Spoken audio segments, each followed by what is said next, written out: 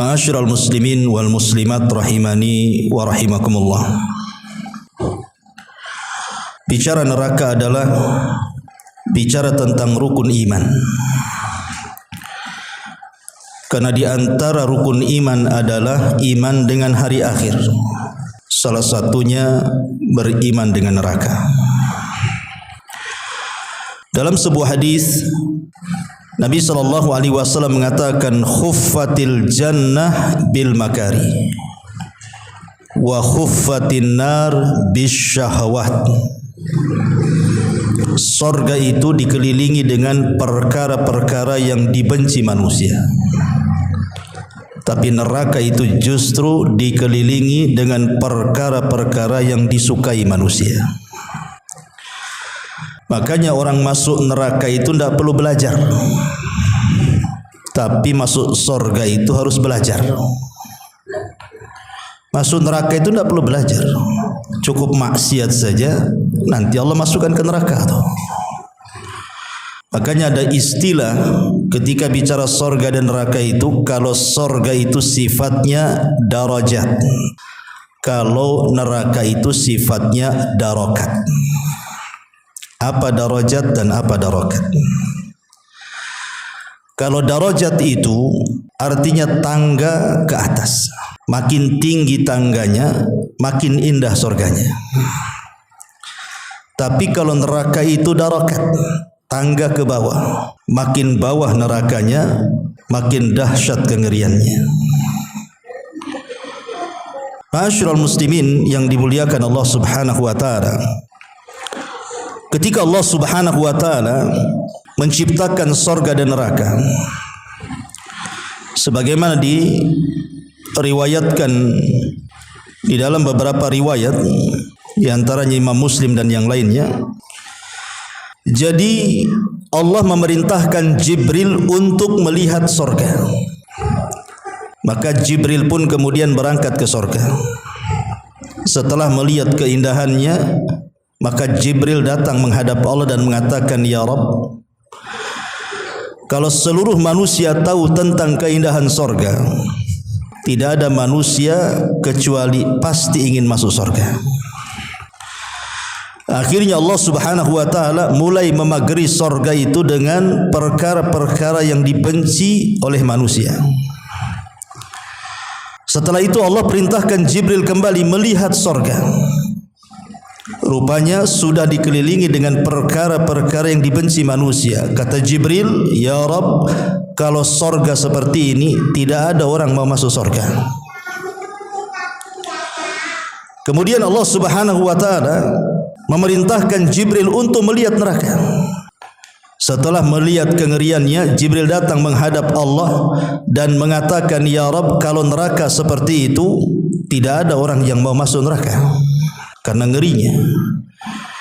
Kemudian Allah Subhanahu wa taala memagari neraka dengan perkara-perkara yang disukai manusia, syahwat.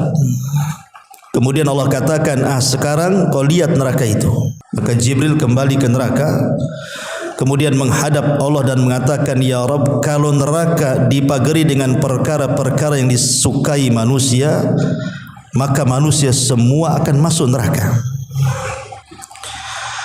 Dari sini hadis ini, ma'asyiral muslimin yang dimuliakan Allah Subhanahu wa taala, seolah-olah mengajarkan kepada kita hampir sedikit orang yang selamat dari neraka. Karena neraka sudah dikelilingi oleh Allah dengan perkara-perkara syahwat. Dan sedikit sekali orang masuk surga karena surga sudah dikelilingi dengan perkara-perkara yang tidak disukai manusia. Dan kenyataannya memang demikian. Kita lihat di dunia ini sudah jelas-jelas bahwa jalan menuju surga itu diantaranya melaksanakan sholat 5 waktu.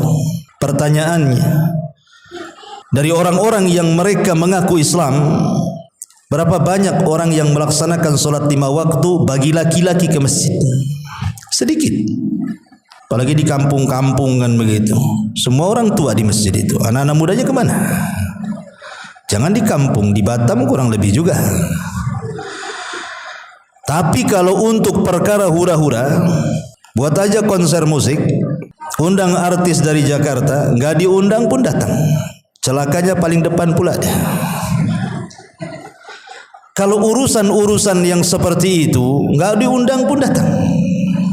Itulah menunjukkan bahwa neraka itu dikelilingi dengan perkara syahwat dan sorga itu dikelilingi dengan perkara-perkara yang dibenci. Aneh gitu ya.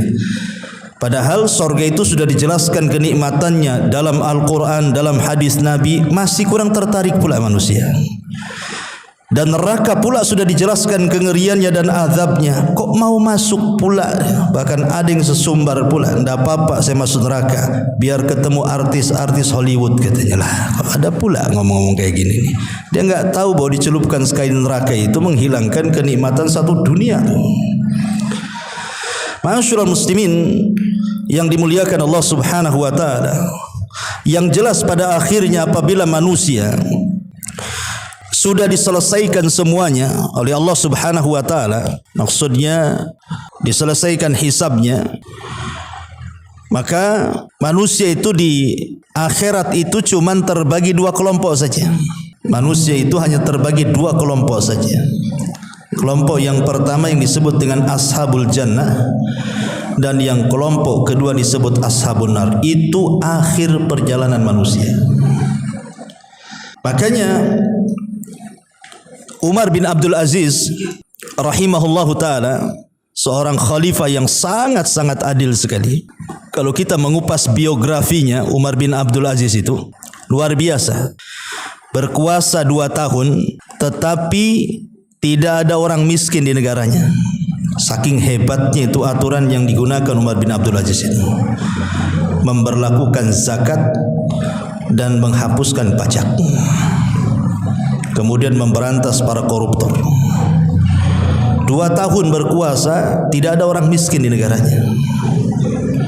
Itulah Umar bin Abdul Aziz. Harusnya contoh para pemimpin-pemimpin negeri itu, sekali-kali bacalah sirah para ulama, para pemimpin dunia yang pernah menguasai dunia dengan kesuksesannya, seperti Umar bin Abdul Aziz. Tetapi walaupun demikian, Umar bin Abdul Aziz ini walaupun bergelimang dengan kekuasaan, tetapi dia orang yang paling takut dengan neraka. Makanya saat detik-detik wafatnya, di saat detik-detik sakit parahnya Umar bin Abdul Aziz ini, dia minta dipapah ke kuburan, kemudian minta digalikan kuburan untuk dia, pada belum mati itu. Hanya minta digalikan liang lahat supaya dia menyaksikan liang lahat untuk dirinya. Setelah kemudian lubang itu digali dan Umar bin Abdul Aziz melihat lubang yang disiapkan untuknya, tiba-tiba dia menangis dan menangis orang di sekitarnya.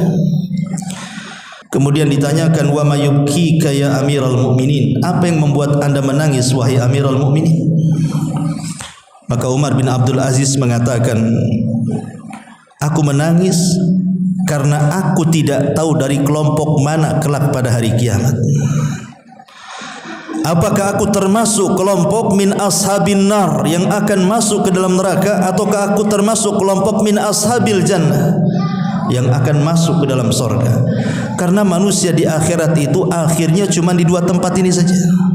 Kalau enggak masuk neraka ya masuk sorga, atau masuk neraka dulu baru masuk sorga. Karena cuma ada 2 tempat ini saja, tidak ada tempat ketiga. Makanya kenapa kemudian Allah Subhanahu wa taala dengan tegas mengatakan, faman zuhziha anin nar wa udkhilal jannah faqad faza. Siapapun yang dijauhkan dari api neraka dan dimasukkan ke dalam sorga, itulah kesuksesan yang sesungguhnya. Orang di dunia ini salah pengertian. Orang sukses itu kalau kaya. Orang sukses itu kalau sudah menjadi pejabat pemimpin, sudah menjadi pengusaha. Bukan itu barometer kesuksesan seorang muslim. Kalau kesuksesan orang kafir, ya, karena bagi orang kafir dunia ini sorga bagi mereka. Tapi bagi orang mukmin dunia ini penjara bagi mereka. Seorang mukmin memandang kesuksesan itu ketika kedua kakinya betul-betul melangkah ke dalam sorga. Kalau hanya baru satu kaki, dia belum merasa aman. Makanya Abu Bakar Siddiq radhiyallahu anhu mengatakan, kalau hanya kaki kananku yang masuk sorga, kaki kiriku belum melangkah ke sorga, aku belum merasa aman, katanya. Sampai dua-duanya masuk sorga. Dan seorang mukmin tidak akan kenyang beramal saleh sampai akhir tujuannya tercapai, masuk ke dalam sorga. Ma'asyiral muslimin wal muslimat rahimani wa rahimakumullah. Neraka ini satu dari makhluk Allah Subhanahu wa taala yang tidak akan dihancurkan saat kiamat. Dan Allah takdirkan neraka dan sorga itu dikekalkan. Kalau ada yang mengatakan kalau seandainya neraka dan sorga itu dikekalkan, berarti sorga dan neraka itu akan menjadi tandingan Allah. Karena Allah itu kekal. Apa bedanya? Allah kekal, neraka kekal, sorga kekal, berarti setara kekekalannya? Tidak. Kita bantah bahwa sorga dan neraka itu kekal karena Allah yang berkehendak akan keduanya kekal. Dan sorga dan neraka itu sebelumnya tidak ada, kemudian Allah adakan. Setelah Allah ciptakan, kemudian Allah takdirkan, dikekalkan. Jadi sorga dan neraka itu mereka tergantung kekekalannya dengan kekekalan Allah Subhanahu wa taala. Tapi Allah Subhanahu wa taala tidak pernah didahului dengan ketidakadaan. Sorga itu bukan menentukan kekekalan Allah, tidak. Allah yang menentukan kekekalan sorga dan neraka. Jadi beda. Dari sini kita tahu bahwa Allah sudah mentakdirkan sorga itu kekal. Makanya ada hadis yang mengatakan, idza dakhala ahlul jannatil jannah wa idza dakhala ahlun narin nar. Apabila penduduk sorga seluruhnya sudah masuk ke dalam sorga, tidak ada yang tersisa. Baik yang di neraka sudah dikeluarkan dan dimasukkan ke dalam sorga. Dan apabila penduduk neraka sudah menghuni neraka, ji'a bil mauti ala suratil kabsi, maka kematian akan didatangkan di antara sorga dan neraka dalam bentuk kambing gibas, kambing wol. Kemudian disembelih di antara sorga dan neraka. Artinya kematian dimatikan oleh Allah Azza wa Jalla. Kalau kematian mati, berarti tidak ada kematian lagi. Dari situ Allah Subhanahu wa taala memerintahkan penyeru untuk datang ke dalam sorga dan neraka dan mengatakan, ya ahlal jannah khuludun la mautalakum. Penduduk sorga, kematian sudah mati, kalian akan kekal selamanya. Wa ya ahlan nar khuludun la mautalakum. Begitu juga kalian penduduk neraka akan kekal selamanya dan engkau akan tinggal di situ. Ma'asyiral muslimin yang dimuliakan Allah Subhanahu wa taala. Neraka ini memiliki leher, memiliki kedua mata, memiliki kedua telinga, dan memiliki satu lisan yang bicara. Disebutkan dalam hadis, Nabi SAW mengatakan, takhruju unuqun minan nari yaumal qiyamah. Nanti pada hari kiamat leher neraka itu akan keluar. Jadi manusia-manusia yang ada di padang mahsyar itu, mereka akan menyaksikan leher neraka itu keluar mendekat mereka, siap untuk mencaplok satu persatu yang berhak diambilnya. Kemudian kata Nabi SAW, laha ainani tubsiran. Dan dalam leher neraka itu terdapat dua mata yang akan memandang tajam kepada siapa yang akan diambilnya. Wa udhunani tasma'an, dan memiliki dua telinga yang akan mendengar. Wa lisan yantik, dan memiliki lisan yang akan bicara. Thumma yaqul, kemudian neraka akan bicara, inni wukiltu bisalathin, aku diserahi oleh Allah untuk mengambil tiga kelompok. Aku disuruh oleh Allah untuk menyambar tiga kelompok. Bikulli jabbarin anid. Yang pertama, orang-orang yang sombong. Wa bi kulli man da'a ma Allahi ilahan akhar, dan orang-orang yang menyekutukan Allah Subhanahu wa taala dengan yang lainnya. Wabil musawwirin, dan para penggambar, pelukis yang menggambar dan melukis makhluk-makhluk yang bernyawa. Hati-hati jadi profesi pelukis ini, masuk dalam hadis ini. Kalau melukis pohon kelapa ya tidak apa-apa, melukis gunung, pantai, nggak ada masalah. Tapi kalau yang dilukis itu adalah makhluk yang bernyawa, manusia, binatang, masuk di sini. Nih profesi pelukis, hati-hati. Ya. Walaupun ada sebagian para ulama mengatakan boleh menggambar makhluk yang bernyawa itu asal tanpa kepala. Nah, bolehlah buat gambar kambing tapi jangan pakai kepala. Kasih aja kepalanya kelapa gitu kan. Tapi nggak cantik juga kan itu. Tapi lihat bagaimana, karena nanti pada hari kiamat para penggambar ini akan disuruh menghidupkan, dan dia tidak akan mampu menghidupkan. Dan ketika tidak mampu menghidupkan, dia akan diazab oleh Allah Subhanahu wa taala, dan azabnya sangat dahsyat karena dia meniru ciptaan Allah Subhanahu wa taala. Ma'asyiral muslimin yang dimuliakan Allah Azza wa Jalla, apabila orang masuk neraka dan api neraka itu sudah dinyalakan, ketika api neraka sudah dinyalakan maka tidak akan dipadamkan selamanya. Kalau api neraka sudah dinyalakan Allah, maka tidak akan padam selamanya. Yang ada makin besar makin besar. Allah mengatakan wa idal jahimu syu'irat, apabila neraka jahim itu dinyalakan oleh Allah Azza wa Jalla. Dan dalam ayat yang lain, kami tambah apinya. Inilah perbedaan sorga dengan neraka. Jadi neraka itu semakin hari semakin ganas, semakin dahsyat, semakin panas, semakin berkobar apinya. Tapi kalau sorga semakin hari semakin nikmat, semakin nikmat, semakin nikmat, dan bertambah kenikmatannya. Makanya orang-orang yang masuk neraka itu mereka tersiksa luar biasa, sehingga sebagian mereka itu kalau seandainya punya tebusan asal mereka keluar dari neraka, mereka akan menebus, walaupun mereka tebus dengan keluarga mereka di dunia. Ikhwan, kalau seandainya ada anak kita tersandung kasus narkoba, kriminal, masuk penjara, kadang-kadang kita orang tua ini kasihan. Terkadang ngutang-ngutang pun ngutang-ngutang lah, yang penting anak keluar dari penjara, saking sayangnya. Di dunia kita tebus anak kita, tapi di akhirat terbalik, anak kita jadi tebusan.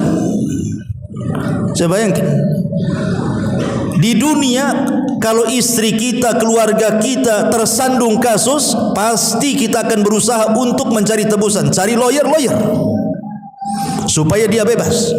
Tapi di akhirat terbalik pula. Kalau bisa saya keluar di neraka, anak saya yang masuk, istri saya yang masuk, suami saya yang masuk, keluarga saya yang masuk, asal dia yang keluar. Seperti itu dahsyatnya. Makanya Allah Subhanahu wa taala menyebutkan dalam surah Al-Ma'arij, apa kata Allah Subhanahu wa taala? Yawaddul mujrimu law yaftadi min adzabi yawma idzin bibani wa sahibatihi wa akhi wa fasilatihi allati tuwi wa man fil ardi jami'an thumma yunji. Apa kata Allah?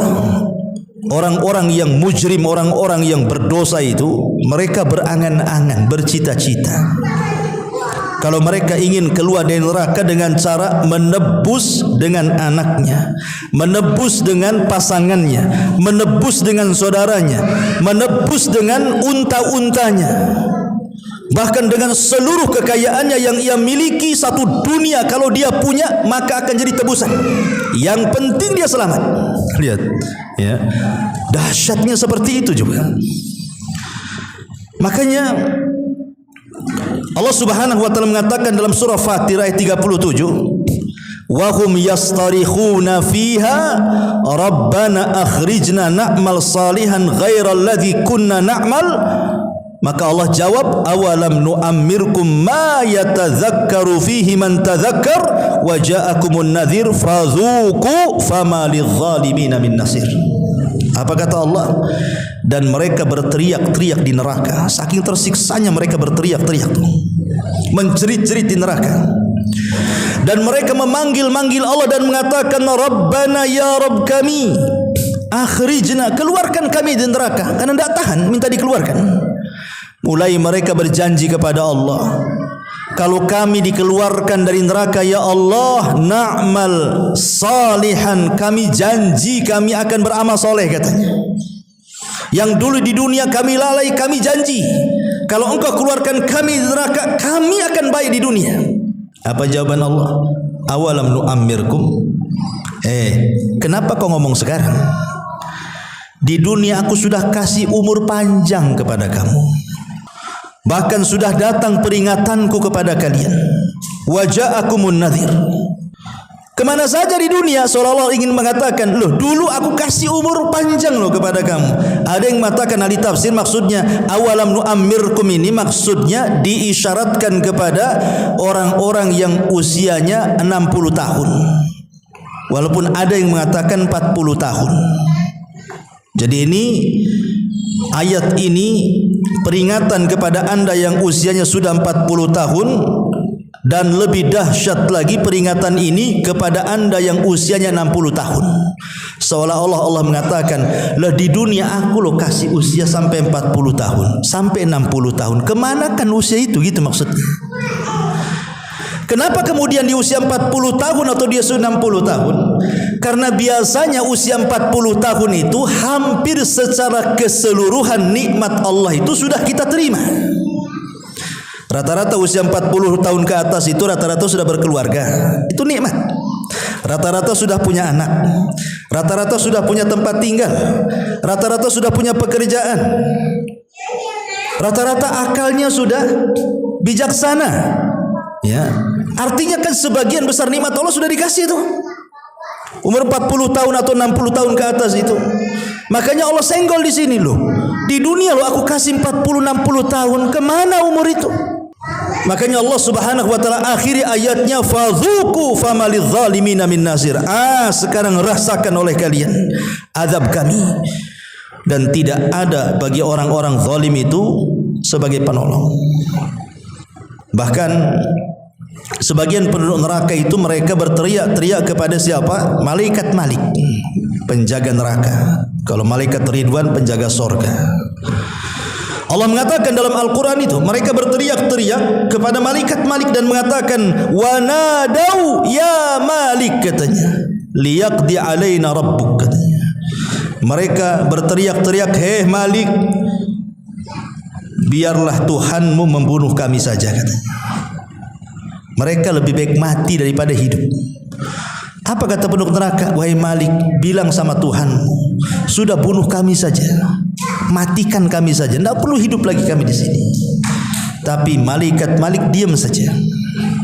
Mereka berteriak-teriak, ada mengatakan 40 tahun mereka berteriak seperti itu. Ada yang mengatakan 100 tahun mereka berteriak seperti itu. Tapi Malik diam saja. Setelah 40 tahun lamanya mereka berteriak-teriak, baru malaikat Malik menjawab, qala innakum makithun. Oh tidak, kalian akan tetap hidup dan tinggal di sini, katanya. Nauzubillah. Ya.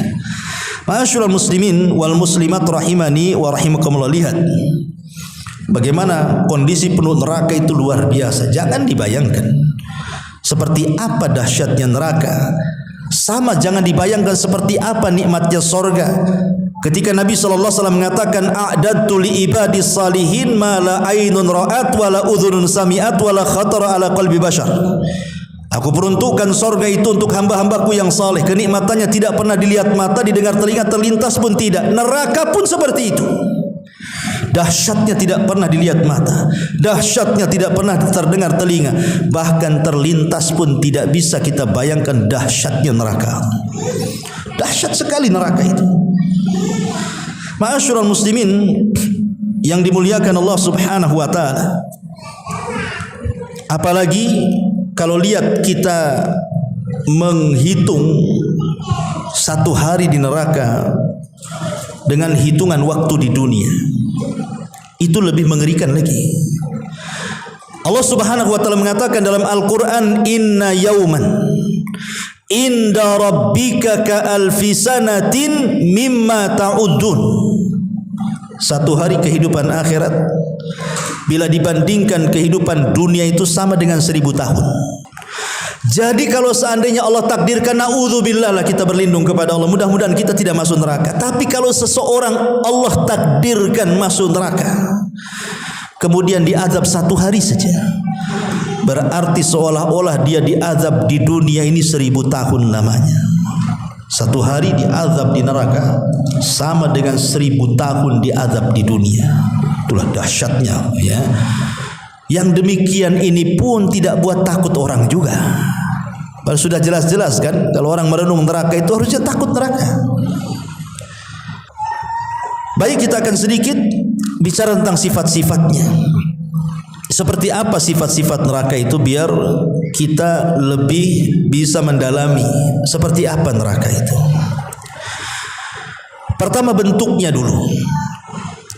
Dijelaskan dalam hadis, Nabi SAW mengatakan, uridat alayyan nar. Satu hari, kata Rasul, ditampakkan kepadaku neraka. Fa aqbala ilayya minha syai'un hatta dana bimakani hadha. Kemudian kata Nabi SAW, tiba-tiba kemudian sesuatu menghampiriku hingga mendekat kepada tempatku. Fa khasyitu an taghsyakum. Aku takut dia akan menutup kalian. Fakultu, dan aku katakan, ya Rabb, wa ana fihim. Ya Rabb, aku ada di tengah-tengah mereka. Fasarafaha ankum. Lalu Allah kemudian menggeser neraka itu dari kalian. Fa'adbarat kit'atan ka'annaha az-zarabi. Lalu dia neraka menghilang, tetapi sempat tampak kehadapanku, kata Rasulullah, seperti tikar yang sangat-sangat luas sekali. Dan Nabi SAW ketika melihat neraka diibaratkan tikar yang sangat luas sekali. Karena neraka ini luasnya tidak kira-kira. Bayangkan saja matahari dan bulan. Matahari dan bulan itu nanti pada hari kiamat akan dimasukkan ke dalam neraka. Allah Subhanahu wa taala mengatakan dalam Al-Qur'an, wa jumi'at syamsu wal qamar. Kami gabungkan matahari dan bulan. Kemudian Nabi SAW mengatakan, maka kami akan pendamkan matahari dan bulan itu ke dalam jahanam. Bumi kalau dibandingkan dengan matahari ribuan kali lipat besarnya matahari itu. Itu dimasukkan ke dalam neraka. Berarti kan nerakanya besar sekali. Kalau ada orang bertanya, lah apa salahnya matahari? Apa salahnya bulan? Kenapa kemudian kedua makhluk itu dimasukkan ke dalam jahanam? Apakah matahari bermaksiat kepada Allah? Apakah bulan bermaksiat kepada Allah kemudian dimasukkan ke neraka? Bukan itu tujuan Allah. Matahari itu tidak pernah bermaksiat kepada Allah. Begitu juga bulan. Yang bermaksiat kepada Allah itu hanya jin dan manusia saja. Lalu kenapa keduanya dimasukkan ke dalam jahanam oleh Allah? Allah ingin membantah kepada penduduk neraka.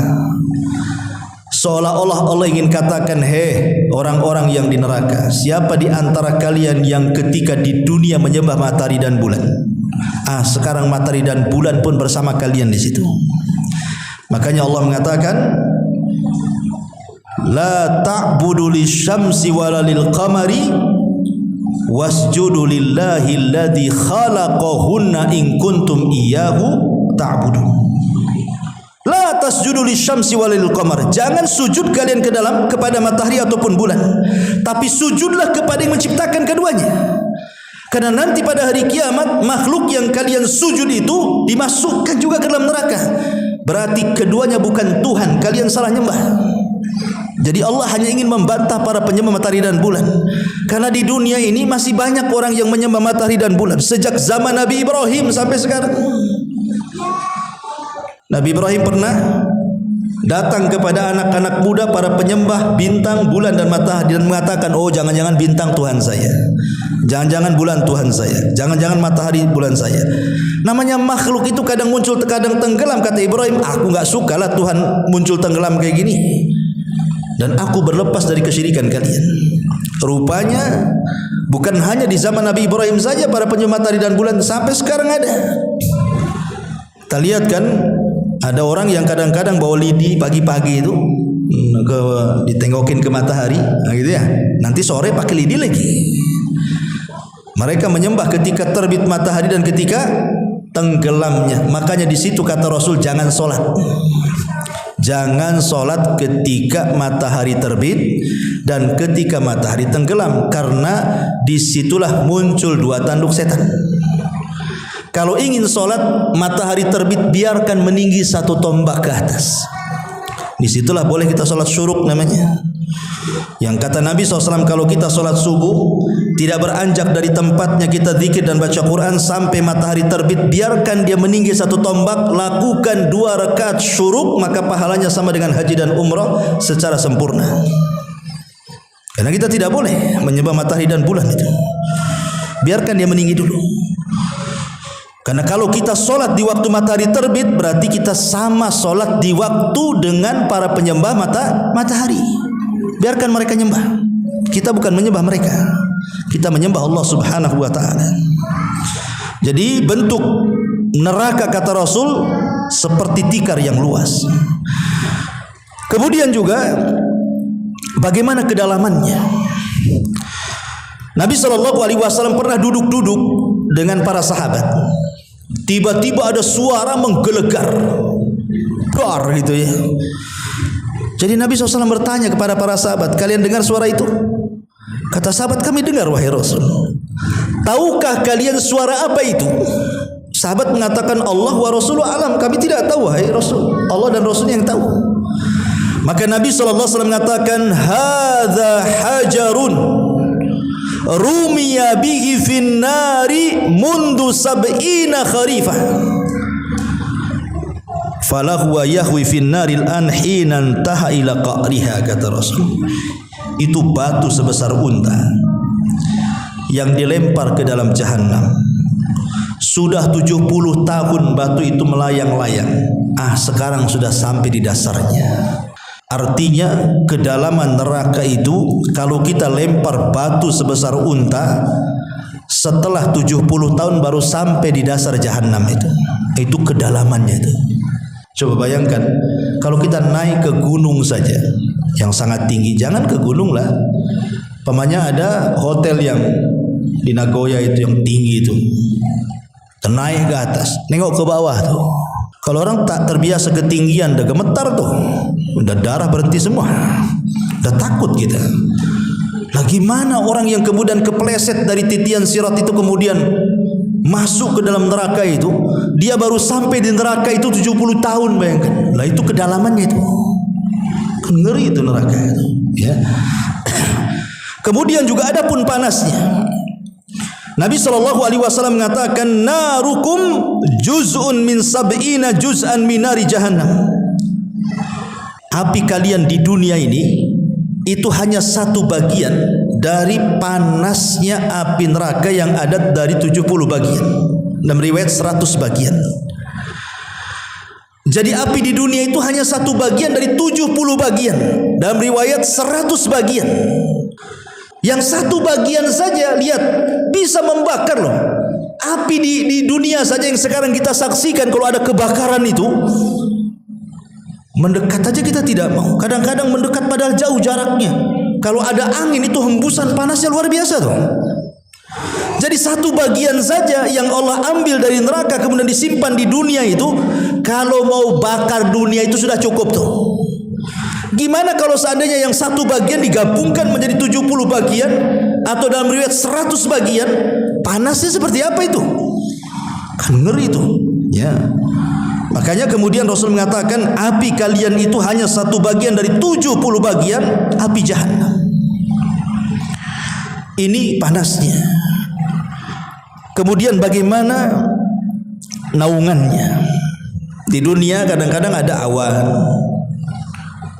dan itu bisa menghalangi cahaya matahari ke kepala kita kalau ada awan itu kan, atau mungkin ada mendung, sehingga kita tidak terlampau panas matahari ke kepala kita ini. Padahal dalam teori fisika, matahari dari kepala kita itu sangat jauh. Kalau boleh dikata hanya bisa dihitung dengan kekuatan cahaya. Tetapi dengan kuasa Allah Subhanahu wa taala, Allah letakkan matahari itu di porosnya. Kalau seandainya matahari ini keluar dari porosnya, kemudian menjauh dari bumi, beku bumi. Tapi kalau matahari keluar dari porosnya, tiba-tiba mendekat ke bumi, terbakarlah bumi itu.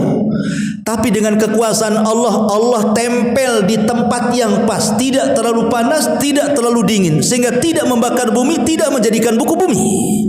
Itulah kuasa Allah namanya. Tapi nanti pada hari kiamat, matahari di atas kepala kan, siapa yang akan menaungi kita? Itu belum masuk neraka, baru di padang mahsyar itu.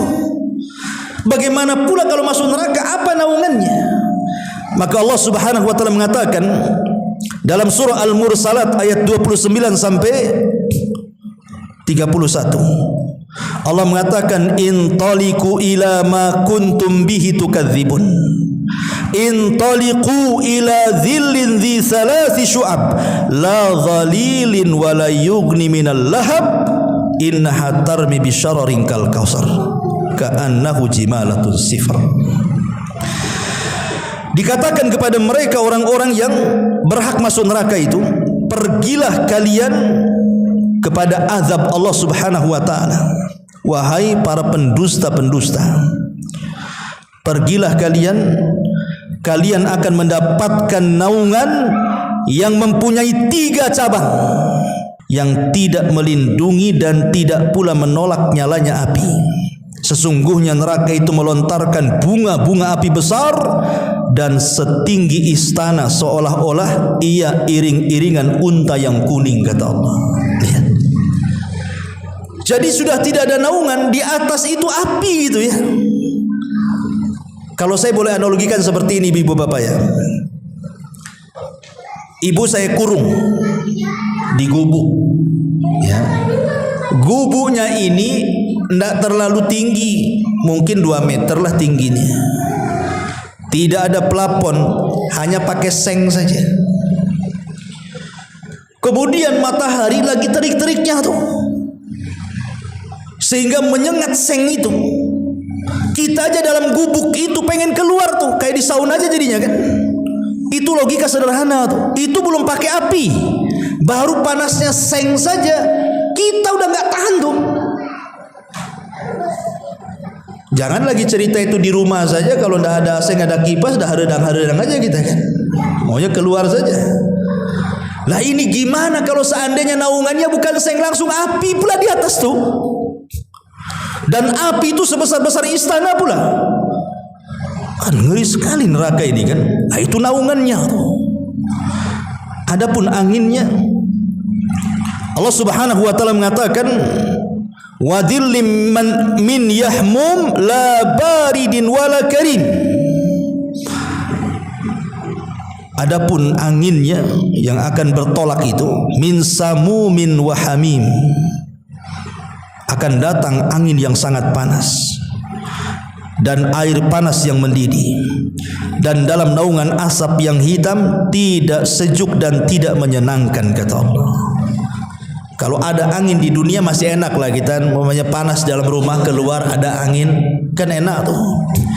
Tapi neraka itu anginnya hawa panas, ibaratnya kita duduk di sini, di situ ada kebakaran, tiba-tiba ada angin, kemudian apinya panasnya itu menerpa kita. Seperti itulah kondisi neraka. Ya kalau kebakaran sebentar aja bisa padam loh, neraka siapa yang madamkan? Makanya saya katakan dari awal, kalau sudah dinyalakan tidak akan padam, justru nyalanya akan makin besar, makin besar, makin besar. Menakutkan neraka itu. Adapun suaranya seperti apa? Allah mengatakan dalam surah Al-Furqan ayat 12, idza ra'aitahum min makanin ba'id sami'u laha taghayyudan wa zafira. Apabila neraka itu melihat mereka dari tempat yang jauh, maka mereka neraka itu akan menggeram sehingga penduduk neraka itu mendengar geramannya dan suara nyala apinya. Dalam ayat yang lain, idza ulqu fiha sami'u laha sahiqa wa hiya tafur. Apabila mereka dilemparkan ke dalam neraka, mereka mendengar suara neraka yang sangat mengerikan, sedang neraka itu membara-bara apinya. Kadang kita lagi duduk saja, ibu bapak yang dimuliakan, ada suara geluduk, kalau bahasa Sunda, bahasa apa ya geluduk gitu ya, petir lah kan gitu ya, suara petir besar sekali sampai kaca gemetaran. Kadang-kadang kita aja ketakutan tuh, baru suara geluduk tuh udah gemetar kita rasanya. Lah ini suara neraka, coba bayangkan, apa nggak gemetar orang-orang di dalamnya itu? Itulah kengeriannya. Adapun khazanatuha, para penjaganya, Allah Subhanahu wa taala mengatakan, alaiha malaikatun ghiladun shidadun la ya'sunallaha ma amarahum wa yaf'aluna ma yu'marun. Penjaga-penjaga neraka adalah malaikat-malaikat yang sangat kasar lagi sangat keras sekali. Kita saja ada tetangga yang kasar itu kita tidak suka. Ada satu tetangga aja kasar mulutnya sama kita, apalagi sampai mencela, mencaci maki, rasanya kita mau pindah dari situ. Hari-hari kita dimaki-maki malaikat, coba yang di neraka itu. Gimana rasanya? Itu bukan hanya siksa badan, batin kena tuh, mental kena. Adapun pintu-pintunya, Allah mengatakan laha sab'atu abwabin likulli babin minhum juz'um maqsum. Dan neraka itu memiliki 7 pintu. Saya sudah katakan kemarin waktu cerita surga, berapa pintu surga? 8. Berapa pintu neraka? 7. Kenapa pintu surga dilebihkan? Harusnya samakan aja lah, pintu neraka 7, surga 7. Ini pula surga dilebihkan 1, pula 8. Rupanya ada hikmah di situ. Kenapa pintu surga 8? Kenapa pintu neraka 7? Allah ingin menunjukkan kepada hambanya bahwa rahmat Allah itu lebih luas dibandingkan murkanya. Allah itu lebih luas kasih sayangnya kepada kita dibandingkan kemarahannya. Maunya Allah itu kita masuk surga semuanya, tapi kita pula yang memilih neraka. Tetapi ingat bahwa orang masuk neraka itu bukan karena kezaliman Allah. Orang masuk neraka itu karena keadilannya. Tapi orang masuk surga bukan karena keadilan Allah, tapi orang masuk surga itu karena rahmat Allah. Itulah bedanya. Jadi kalau orang masuk surga karena rahmat, orang masuk neraka karena keadilan. Apa maksudnya? Dan apa bedanya rahmat dengan keadilan? Orang masuk surga karena rahmat itu karena kalau seandainya kita mau membeli surga tidak akan kebeli. Bagaimana caranya antum membeli surga? Dengan pahala yang kita kumpulkan dari bayi sampai kita mati, gak akan kebeli. Surga itu gak akan kebeli. Bagaimana akan kebeli? Modal kita cuma 60 tahun dapat pahala, kemudian kita masuk surga selamanya pula dinikmatkan di situ. Kan gak imbang namanya, gak banding. Makanya di zaman Bani Israel ada orang yang sok-sok jago karena dia tidak pernah maksiat di dunia, dia beramal soleh selama 70 tahun. Tidak pernah maksiat memang orang ini. Dia di tempat ibadahnya saja sampai mati. Tiba-tiba dipanggil oleh Allah untuk berdiri di pintu surga. Kemudian Allah mengatakan, udkhulil jannah bi rahmati, masuk kau ke dalam surga dengan rahmatku. Kata orang ini mengatakan, oh tidak bisa. Yang masuk surga karena rahmatmu ya Rabb itu kalau dia maksiat. Kemudian kau ampuni, kau berikan rahmat, masuklah dia dengan surga dengan rahmatmu. Lah akulah tidak pernah maksiat. Macam mana aku masuk surga dengan rahmatmu? Aku ingin masuk surga dengan amalanku, katanya. Kata Allah, baik. Kalau begitu berapa amalanmu? Hitung. Dihitung amalan dia sejak dia lahir sampai mati. Rupanya pahala yang ia miliki tidak sebanding dengan satu nikmat Allah saja yang Allah berikan kepada dia, berupa penglihatan. Karena dia takut tak masuk surga, akhirnya dia nyerah. Ya sudah ya Rabb, masukkan aja aku dengan rahmatmu daripada tak masuk, kan gitu. Ya. Tapi kalau orang masuk neraka karena keadilan, Allah tidak zalim. Karena Allah sudah memberikan mata, memberikan telinga, memberikan pikiran, otak, hati. Kemudian Allah kasih dua jalan di dunia ini. Wahadainahun najdain. Kami kasih jalan, ini loh jalan ke sorga, dan kami sudah jelaskan begini caranya. Ini jalan ke neraka dan kami sudah jelaskan jangan sampai ke sana. Kita pula milih ke sana. Masa Allah yang disalahkan? Ya salah kamulah, kamu yang memilih neraka. Tetapi Allah itu maha adil. Allah maha adil dengan memasukkan orang ke neraka karena keadilannya. Apa maksudnya adil di sini? Allah tidak mungkin menyiksa manusia kecuali karena dosa yang ia lakukan saja. Dia kau disiksa karena kau berbuat dosa. Kalau kamu berbuat baik kau masuk surga, itulah adil namanya. Nah, sekarang kalau ada yang mengatakan, Ustaz, bagaimana kok Allah masukkan ke dalam surga adil? Buktinya orang kafir, anggaplah orang kafir itu usianya 20 tahun. Kemudian mati di atas kekafiran. Kemudian dia masuk neraka, dikekalkan di dalamnya. Macam mana adilnya tuh? Dia kafirnya cuman, makanya balik, anggaplah 15 tahun laki-laki balik.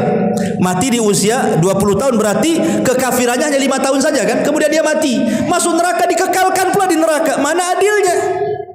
Harusnya kalau dia melakukan kekufuran 5 tahun, ya 5 tahun aja di neraka kan begitu, sesuai dosanya. Kalau ada orang yang ngomong begitu, gimana jawabannya tuh? Kita jawab, Allah subhanahu wa ta'ala Zat yang maha mengetahui yang telah, yang sedang, dan yang akan datang. Bahkan Allah mengetahui sesuatu yang mustahil terjadi. Kalau terjadi Allah tahu. Apa maksudnya nih? Paham gak nih? Allah maha mengetahui kepada sesuatu yang mustahil terjadi. Kalau terjadi Allah tahu. Orang kafir masuk neraka. Kemudian orang kafir ini kalau dikeluarkan dari neraka, dikembalikan ke dunia, mustahil atau mungkin? Mustahil. Dunianya sudah hancur. Tapi okelah, dunia Allah bentuk lagi. Orang kafir yang sudah masuk neraka, aku angkat kau, aku balikan ke dunia. Itu namanya sesuatu yang mustahil terjadi. Kalau terjadi, kita anggap angan-angan aja kalau terjadi. Ya, okelah, kita bentuk lagi dunia. Kami angkat kau dari neraka, letakkan lagi di dunia. Apa kata Allah? Lau'adu, apa namanya dalam Al-Quran itu, seandainya mereka dikembalikan ke dunia, lau'adu la ruddu, tentu mereka akan kembali kepada kekufuran mereka. Lau'adu la ruddu, kalau mereka kembali pasti kufur lagi, dan Allah tahu itu. Allah yang mengatakan lau'adu la ruddu limanuhu anhu, kalau mereka dikembalikan ke dunia pasti kufur lagi. Jadi apa gunanya dikembalikan ke dunia kalau kufur lagi? Ya sudahlah, kau kekal aja di neraka, gitu maksudnya. Karena orang-orang kafir itu memang begitu wataknya. Makanya kenapa kemudian orang-orang kafir dikekalkan neraka? Sebab kalau mereka dikembalikan ke dunia juga pasti kafir lagi. Itu maksudnya. Disinilah keadilan Allah subhanahu wa ta'ala. Ma'asyiral muslimin yang dimuliakan Allah subhanahu wa ta'ala. Dan kalau kita lihat, azab di neraka itu juga sama dengan kenikmatan di sorga, bertingkat-tingkat sesuai dengan amalannya. Kalau neraka sesuai dengan maksiatnya. Dan Allah subhanahu wa ta'ala katakan, Jahannam yaslaunaha fabi'sal mihad, yaitu neraka Jahannam yang mereka masuk ke dalamnya amat sangat buruklah Jahannam itu sebagai tempat kembali.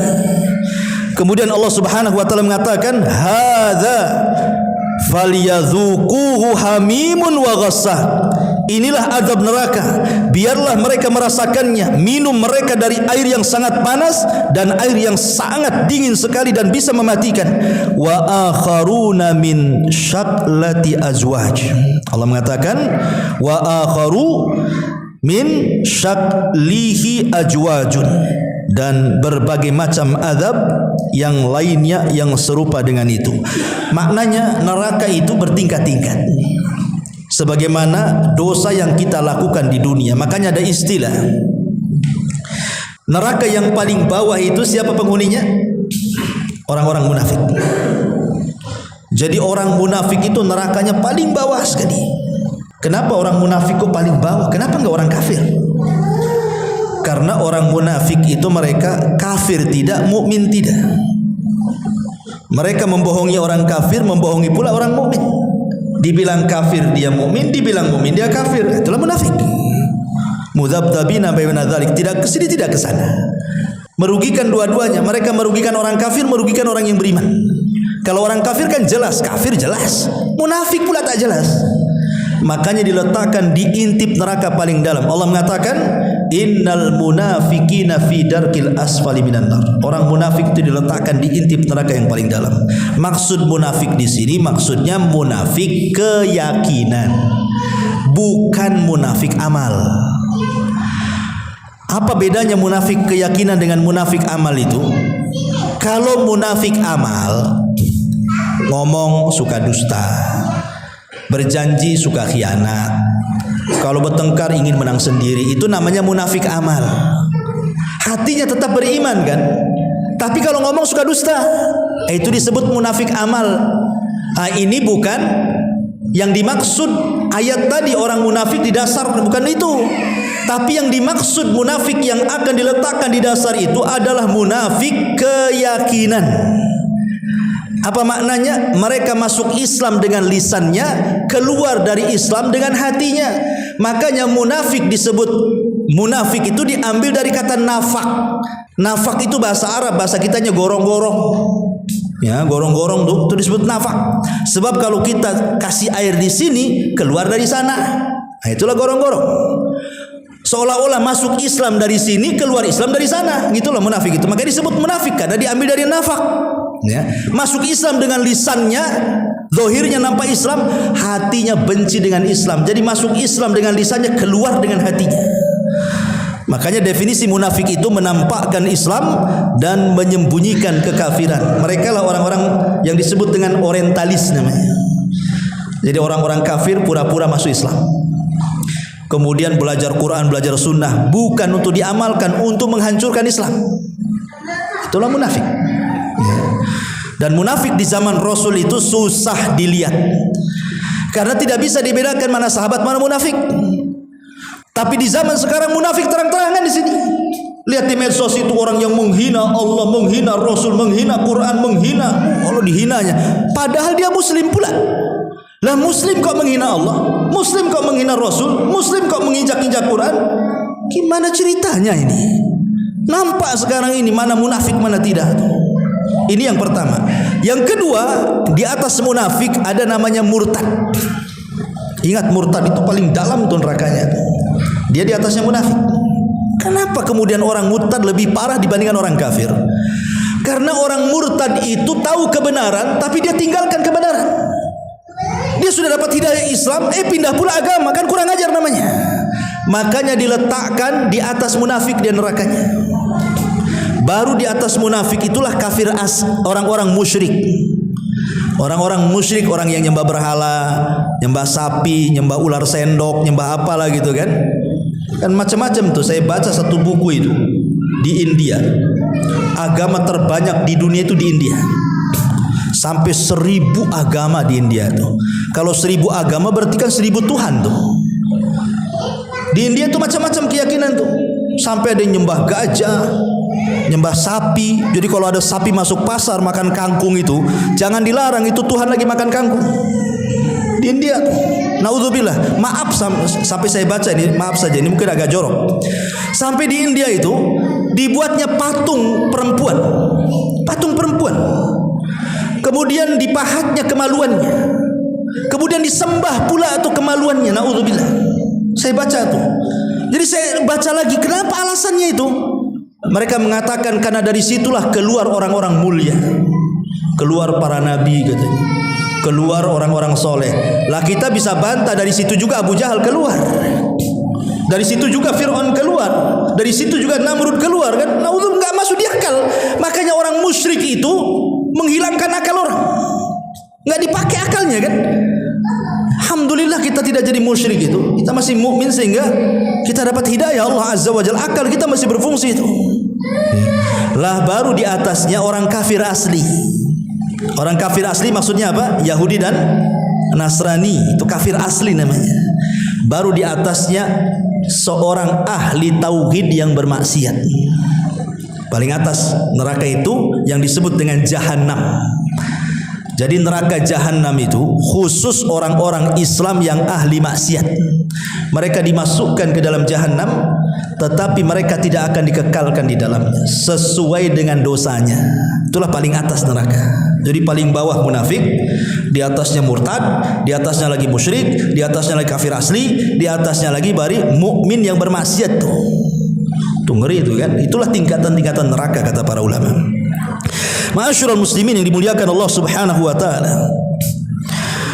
Disebutkan dalam sebuah ayat,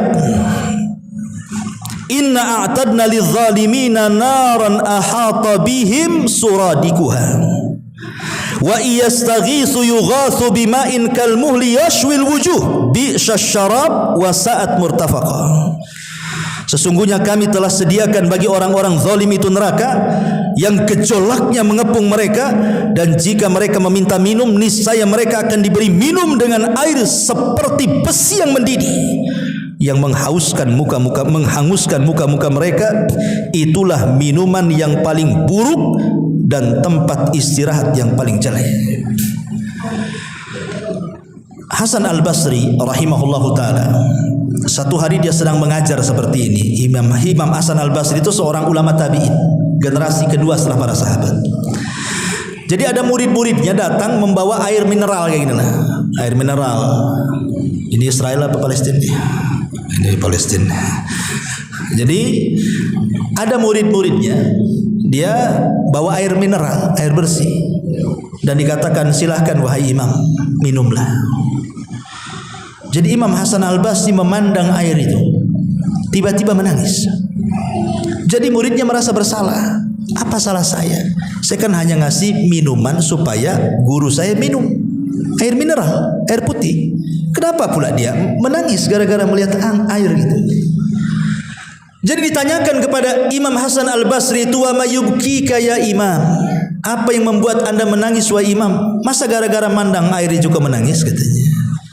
Apa kata Imam Hasan Al-Basri? Dia mengatakan, tadzakartu umniyata ahlin nar. Aku teringat dengan angan-angan dan cita-citanya penduduk neraka.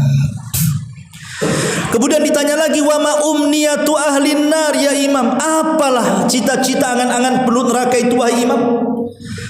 Maka Hasan Al-Basri membacakan satu ayat, wa nada ashabun nar ashabal jannah an afidu alaina minal ma au mimma razaqakumullah.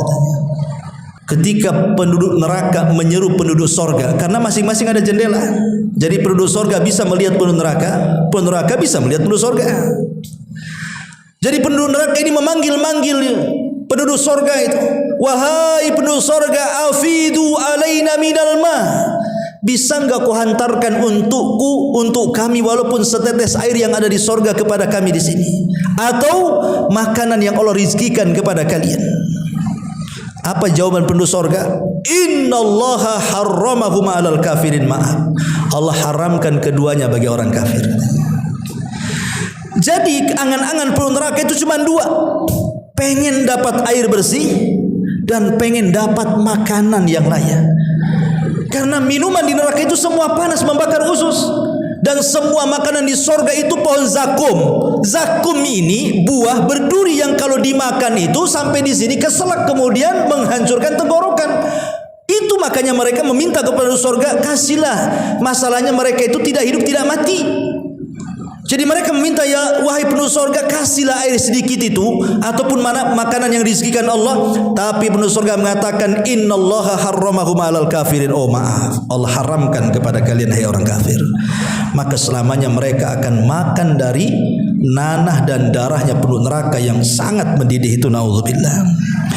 Ma'asyiral muslimin wal muslimat rahimani wa rahimakumullah. Adapun bentuk siksaannya dijelaskan dalam surah An-Nisa. Allah mengatakan, kullama nadijat juluduhum badalnahum juludan ghairaha liyadzuqul adzab. Setiap kulit mereka dihanguskan, kami ganti dengan kulit yang baru. Dihanguskan kembali, kami ganti dengan kulit yang baru supaya mereka merasakan azab. Satu hari Nabi SAW pernah bermimpi. Dalam mimpinya diapit dua malaikat, ya, kemudian dibawa ke ketinggian. Rupanya Rasul dibawa ke tempat pengazaban manusia, diperlihatkan azab kubur, ya. Lah salah satu yang dilihat Nabi SAW adalah seorang laki-laki yang diterlentangkan. Kemudian di sampingnya ada malaikat yang berdiri dan memegang batu. Kemudian batu itu dibenturkan di kepalanya sampai hancur. Dia pun menjerit sampai akhirnya kemudian entah mati entah apa, hilang suaranya. Tiba-tiba malaikat ini pergi hendak mengambil batu yang lainnya. Sebelum datang rupanya kepalanya sudah balik lagi. Kemudian dibenturkan lagi, hancur lagi. Kemudian cari batu lagi, kepalanya balik lagi. Nauzubillah, seperti itulah siksaannya. Itulah yang kemudian Allah gambarkan dalam surah An-Nisa. Jadi Nabi ngomong sama malaikat Jibril, "Mahadzan," katanya. Siksaannya orang ini kok sampai seperti ini dahsyatnya kan itu?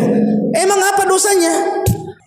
Kata Nabi SAW, karena orang ini dia berdusta sampai dustanya melambung ke ufuk katanya. Dalam riwayat, karena dia sengaja tidur di waktu datang sholat. Ada dua riwayat. Riwayat yang pertama mengatakan karena dia yakdzibu kadzba hatta balagal ufuk, karena dia suka berdusta sampai melambung ke langit. Yang kedua, nama walam yusolli, sengaja dia tidur untuk meninggalkan sholat. Antara dua ini dosanya. Apa maknanya melambung, dusta melambung ke langit itu maksudnya apa? Ibu bapak yang dimuliakan Allah Azza wa Jalla, kalau zaman dulu belum ada handphone, seseorang mau menyebarkan hoax itu lama tersebarnya kan. Pamannya saya mau buat cerita dusta nih supaya orang satu kecamatan tahu. Lama karena dari mulut ke mulut, dari kuping ke kuping kan. Mungkin tak sebulan 2 bulan baru nyebar kemana-mana. Sekarang cukup bawa handphone, tulis saja berita hoax di situ. Kemudian share. 1 menit aja udah kemana-mana tuh. Semua orang lihat, semua orang baca. Itulah namanya dusta sampai melambung ke ufuk tuh. Hadis ini memang zaman dulu susah untuk ditafsirkan. Apa maksudnya? Kok dusta sampai melambung ke ufuk? Ini gimana maksudnya? Hari ini baru kita tahu apa makna hadis itu. Karena sekarang kalau kita berdusta, tinggal share aja di internet. Bukan satu Indonesia, satu dunia tahu. Nah, itulah dosanya. Hati-hati, ini tahun politik masalahnya. Tahun politik ini tahun ngeri-ngeri sedap. Tahun penyebaran dosa jariah. Ya, ingat, sebaiknya hati-hati pegang handphone. Jaga jempol, jangan ngelek. Ngelek jempol ke atas atau jempol ke bawah sama aja. Apalagi copy paste share, hati-hati. Jangan gara-gara kita memilih satu paslon, kemudian ada orang yang mengkritik paslon yang lain, kita senang, mantap nih nyerang ini, kita sebar juga. Belum tentu yang nulis, yang ngomong itu benar. Yang namanya orang kalau untuk menjatuhkan orang itu biasanya mencari-cari kesalahan. Kadang-kadang yang tidak salah pun disalah-salahkan. Kita pula mengikuti alur. Mantap nih katanya. Nggak boleh kayak gitu. Kita ini akan dipertanggungjawabkan di hadapan Allah. Yauma nakhtimu ala afwahihim wa tukallimuna aydihim wa tashhadu arjuluhum bima kanu ya'malun. Nanti mulut kita dikunci oleh Allah. Yang ngomong apa? Tangan. Berarti tangan itu ngomongnya nulis tuh. Nulis. Kalau ngomong mulut kan suara, kalau tangannya nulis. Nanti akan ngomong tuh tangan di hadapan Allah tuh. Nulis apa kok di dunia tuh? Nyebar apa kok di situ? Nyebar hoax atau benar di situ? Nyebar gibah atau namimah? Itu akan ditanya semuanya. Hati-hati tahun politik ini. Banyak istighfar tahun-tahun politik ini. Kita berdoa sajalah kepada Allah, mudah-mudahan kita dapat pemimpin yang bagus. Itu saja. Ya. Kalaupun kita harus menyebar, memilih pemimpin, kita lihat mana yang menguntungkan agama kita, pilih tanpa harus menyebar hoax. Karena kekuasaan itu milik Allah. Kalau memang sudah dicatat di Lauhil Mahfuz si fulan jadi pemimpin, mau dikeroyok satu dunia saja menjelek-jelekan dia, kalau memang takdirnya jadi pemimpin, jadi pemimpin. Kenapa heboh? Kepemimpinan itu milik Allah. Allah suka-suka meletakkan, Allah suka-suka mencabut. Serahkan kepada Allah Azza wa Jalla sambil berdoa dapat pemimpin yang bagus. Ma'asyiral muslimin wal muslimat rahimani wa rahimakumullah. Bahkan bukan hanya itu saja, bukan hanya penyiksaan fisik, bahkan penyiksaan batin luar biasa penuh neraka itu. Disebutkan di dalam Al-Qur'anul Karim, wa angdir yaumal hasrata idz qudiyal amru, dan berilah mereka peringatan tentang hari penyesalan, yaitu ketika perkara telah diputuskan oleh Allah Azza wa Jalla. Jadi orang yang masuk neraka itu mereka sedih, nyesel, dan sedihnya itu terus tidak berhenti. Kalau di dunia ikhwan, kita sedih itu ada waktunya. Mungkin sehari 2 hari sedih, nanti 3 harinya ketawa, kan itu ya. Di dunia itu tidak ada yang kekal. Gak mungkin sedih terus seumur hidup, tidak mungkin tertawa terus seumur hidup. Kalau tertawa seumur hidup orang gila atau namanya ya. Pasti ada waktunya. Tapi orang masuk neraka itu sedihnya terus sampai kapan tuh ya, gak berhenti-berhenti sedihnya. Dan itu siksaan batin namanya. Siksaan batin lebih sakit kan dibandingkan siksaan fisik gitu. Ma'asyiral muslimin wal muslimat rahimani wa rahimakumullah. Kemudian juga di antara ayatnya Allah mengatakan innakum wa ma ta'buduna min dunillah hasabu jahannam antum laha waridun. Sesungguhnya kamu dan apa yang kamu sembah selain Allah adalah umpan jahannam dan kamu pasti akan masuk ke dalamnya. Dan banyak lagi kalau kita cerita tentang sifat-sifat neraka, bagaimana makanan pun neraka yang Rasul katakan kalau seandainya setetes getah zakum dibawa ke dunia. Zakum itu pohon di neraka. Dia akarnya di dasar jahanam menjulang ke langit di neraka itu. Kemudian ada buahnya berduri. Itu ada getahnya. Kata Nabi SAW, lau anna qitratan minaz zakum, kalau getahnya zakum itu qatarat fi biharid dunya, diteteskan ke lautan yang ada di dunia, satu tetes getah zakum dibawa ke dunia, diteteskan di lautan, apa yang terjadi? La afsadat ala ahli dunya ma'ayishahum fa kaifa biman yakunu ta'amu. Kata Rasul, maka itu cukup menimbulkan kerusakan terhadap kehidupan penduduk dunia, macam mana orang yang memakannya. Satu tetes zakum saja rusak satu dunia. Cemana yang memakannya gitu maksudnya. Kan ngeri itu. Ya, baru getahnya, gimana buahnya. Dari sini udah nggak kebayang siksaan neraka. Ya, mudah-mudahan kita berdoa kepada Allah Subhanahu wa taala, Allah lindungi kita dari azab neraka. Makanya jangan bosan-bosan dalam salat kita sebelum salam meminta kepada Allah dari 4 perlindungan. Allahumma inni a'udzubika min adzabi jahannam wa min adzabil qabri wa min fitnatil mahya wal mamat wa min syarri fitnatil masihi dajjal. Sebelum salam kita meminta kepada Allah 4 perlindungan. Salah satunya dari azab jahannam. Karena orang kalau sudah masuk jahannam jangan berangan-angan ingin masuk neraka. Orang bodoh berangan-angan ingin masuk neraka itu. Harusnya kita berangan-angan masuk surga. Kata Rasul, idza sa'altumullaha fas'alul firdaus. Kalau engkau minta surga, jangan minta yang lainnya. Karena itulah kebahagiaan yang hakiki. Sempat saja kita masuk neraka walaupun 1 hari, kita diadab 1000 tahun di dunia. Rasanya seperti apa? Kita masuk penjara saja nggak diapa-apain, cuma dikurung saja dah bosan. Tersiksa kita di situ. Cemana kalau sampai disiksa? Itu mungkin menyakitkan bagi kita. Nah, kita berdoa kepada Allah Subhanahu wa taala, Allahumma inni a'udzubika minan nar. Allahumma inni a'udzubika minan nar. Allahumma inni a'udzubika minan nar. Allahumma nas'alukal jannah wa ma qarraba ilaiha min qawli wa amal. Wa na'udzubika min sakhatika wan nar.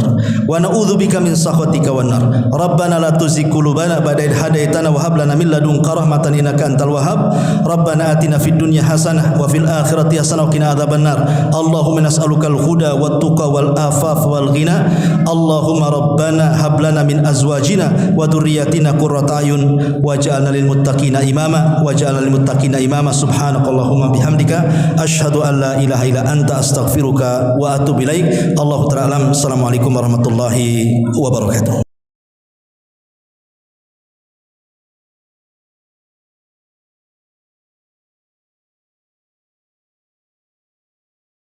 Subhanallah